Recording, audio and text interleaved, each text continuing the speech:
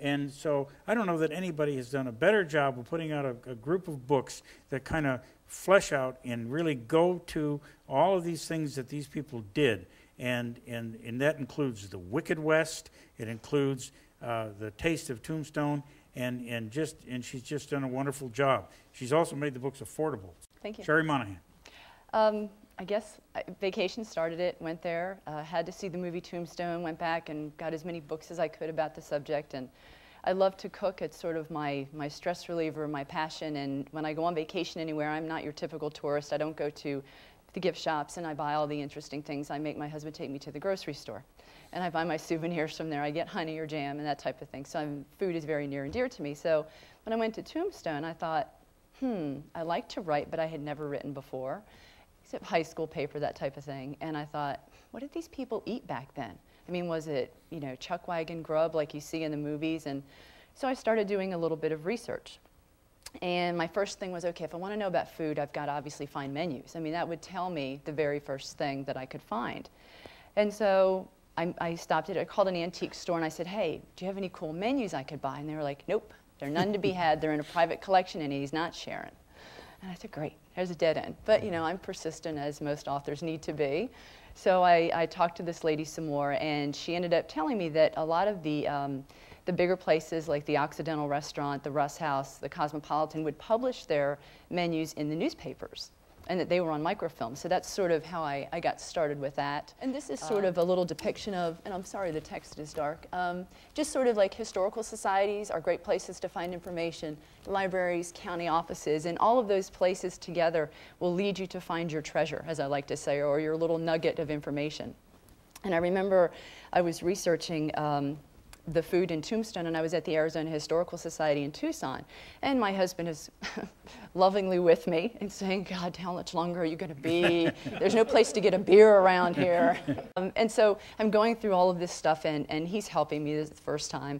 And I go through, and one of the businesses that I was researching, I found a letterhead, piece of letterhead, an actual piece of letterhead. And I went, oh my God, I'm touching something that is from Tombstone in 1881. And it was just the most riveting thing for me. Now, call me nutty, but I mean, as a historian, when you find those nuggets, it's just a feeling that you can't really explain to anybody else unless they're into that with you. And so you find those nuggets and they sort of piece together the puzzle that you're trying to make. So that's the fun part of it. And then, really and you mentioned Bob Bell, who's a dear friend of mine as well. Wish he was here. But I got in contact with Bob, and I had never met Bob before. And the person who put me in touch with him said, he's a great guy, he's got these books, he's an artist, he's a DJ for a radio station. And I went, I can't call this guy. He doesn't know me, I live in North Carolina. What do I know about the Old West? And I'm really scared, so I called him, and he was just the sweetest man. So it just goes to show you when you're researching, just ask, or the answer is always no, is my motto that I've learned. And Bob was just as gracious and as sweet as he is today, to me at least. I don't know. Some of you might disagree. But he was very helpful. He gave me a lot of guidance, and he gave me an endorsement for the book. It was, wow, I said, that was easy. I didn't expect that, so I was very happy. You can go to the next slide now. Oh. And one of the nuggets that I found, unlike Gary Roberts, who was looking for a Lee Smith, and there were plenty Smiths and Kellys and Jacksons and Johnsons in the hospitality industry, I like to call it, when I was researching Taste of Tombstone, is I came across Tombstone's first baker, and I thought, Otto Geisenhofer, I should be able to find this guy. Yeah. So after digging through, and when I researched Taste of Tombstone, it was about 12 years ago, and that was when the internet was just starting to come on, and there were not a lot of archival information that you find today. So I really had to go to locations or make phone calls, and I ended up going to the Church of Latter-day Saints in the Raleigh area where I live, and they had a bunch of information. And I thought, okay, I'm going to look through the censuses and, try to look for this name and everywhere. And I knew that he had gone to like Alameda, California. So I thought, okay, well, I'll check those counties in that area. And lo and behold, I found the death in the cemetery where this guy was buried. So I called the cemetery and, I sent them a letter and told them what I was looking for. And they ended up giving me the next of kin. And in Tombstone, when I'm trying to research, I'm finding great-grandchildren, maybe a really old grandchild, but you never find anybody who is directly from that person. It's just, you know, they're all they're gone. And so when the guy said, okay, well, here's the name of a person that's, you know, the next of kin for Otto. So I called and sent a letter, and the woman said, well, I'm his daughter. And I went, what? You can't be his daughter. That doesn't make any sense. And so she was a very sweet lady. And she was kind enough to tell me that he was 54 when he had her. So she was, you know, she was 81 when I interviewed her 12 years ago.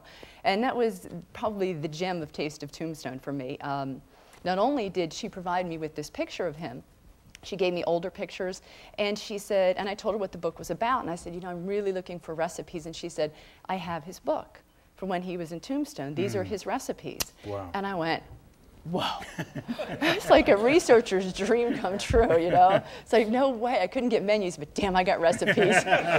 Little did I know they were in German. Yeah. I don't speak German. So I was lucky enough to have a friend who's from Germany, and she was like, sure, I'll be glad to translate them. And I think there's about 6 of them, the recipes that are in the book, and they are translated for you. But she read them, and she said, this is Old German. And I said, what does that mean? And she said, I don't even understand half of this language. So I thought it was home free, but she ended up sending it to her mother in Germany, and they were able to help me. So that was like my big nugget. Now there's one thing about this photograph, and any of you that have been to Fly's Gallery in Tombstone are probably wondering, why do you say he's Otto Geisenhofer? Because in Fly's Gallery, they have probably the size of this picture, they have a lot of large pictures. And they have a picture of Otto, but his name is George Parsons. And the Historical Society in Tucson had his photo mislabeled as George Parsons. Wow. And the only reason I knew that is because his daughter gave me this photo. I would certainly think that his daughter would know what he looked like. So I corrected it at the Historical Society. So you really have to be careful when you're researching.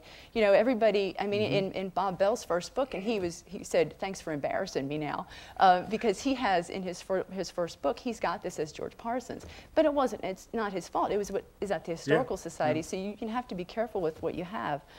One thing that you can find in cemeteries is information about, obviously, when someone died, and a little bit about when they were born. And you know, old tombstones are really kind of cryptic, and a lot, I guess people just didn't know a lot about certain people in the cemeteries, and they just had what they could put on there. And when I was researching, you know, Tombstone, I came across a lot of people in books and in censuses, and you know, they owned this restaurant, or they owned this saloon, or they owned, you know, different businesses in town.